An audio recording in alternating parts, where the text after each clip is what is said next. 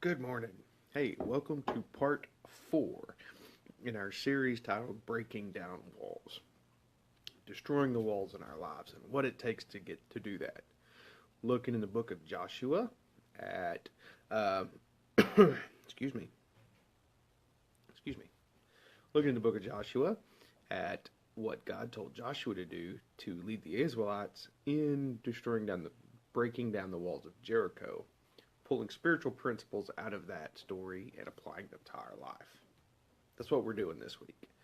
So, part 4 is where we start moving from what we're focused on to what actually needs to be done. And follow along with me on this one, okay? I'm going to read first Joshua 6, verses 10 and 11. And just to give you a little quick recap of the verses before that.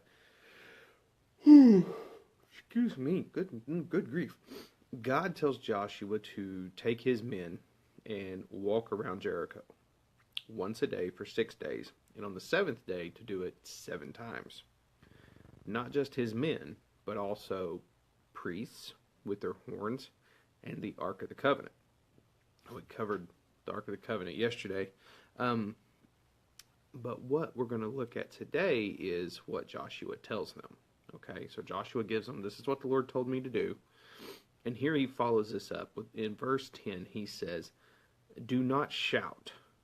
Do not even talk, Joshua commanded. Not a single word from any of you until I tell you to shout. Then shout. So the ark of the Lord was carried around the town once that day, and then everyone returned to spend the night at camp. So what I want you to gather from this, and what spiritual truth we're going to take from this, is Joshua, his fighting men, the men carrying the ark, and the priests carrying the horns, were all of one accord. They were all in the same frame of mind. They were all devoted to one action,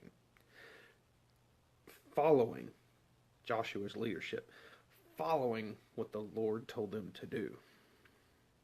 But the key thing is they were all of one accord. They were all in agreement. They were all supporting one another. And they were all moving as one body, working together. There was no bickering. There was no fighting. There was no, well, that's stupid. Why should we have to walk around the town and be quiet? I want to talk. They just did what they were told. They were all in accordance with one another. We, as Christians, when we're struggling, when we're battling with things, we need other Christians in our life. That's what a church family is for. So that you can reach out to them when you're struggling. You can reach out to people and say, hey, I need help. If we as humans would swallow our pride and reach out when we need help, the strength of the church would grow immensely. It really would. It's a free one. That wasn't even written in my notes. But here, I want to prove it to you. Ecclesiastes chapter 5.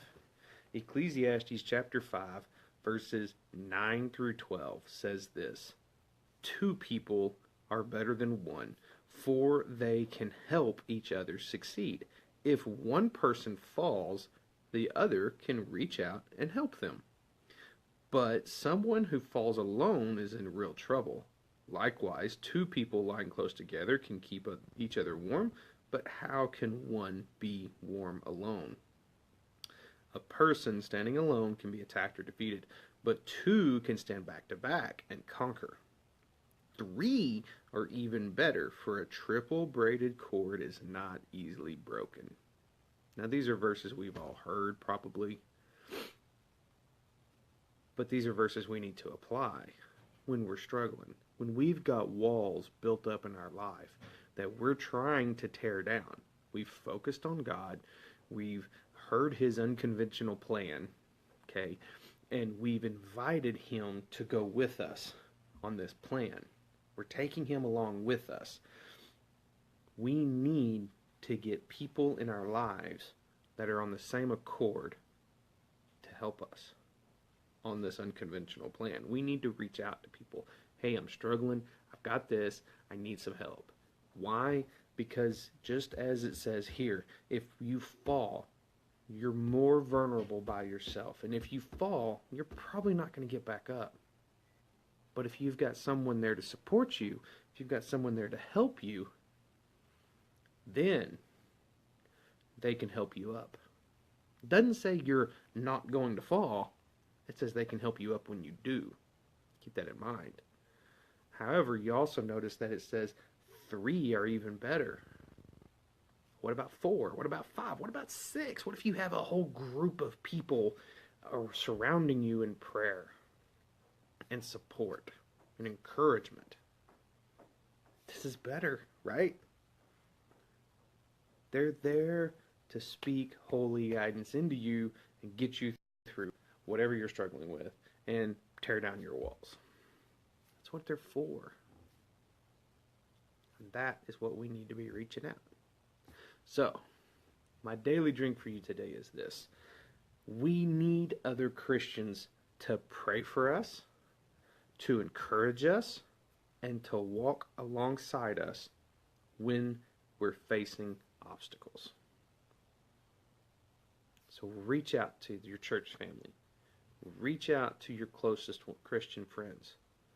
Ask them to help you. Ask them to pray for you.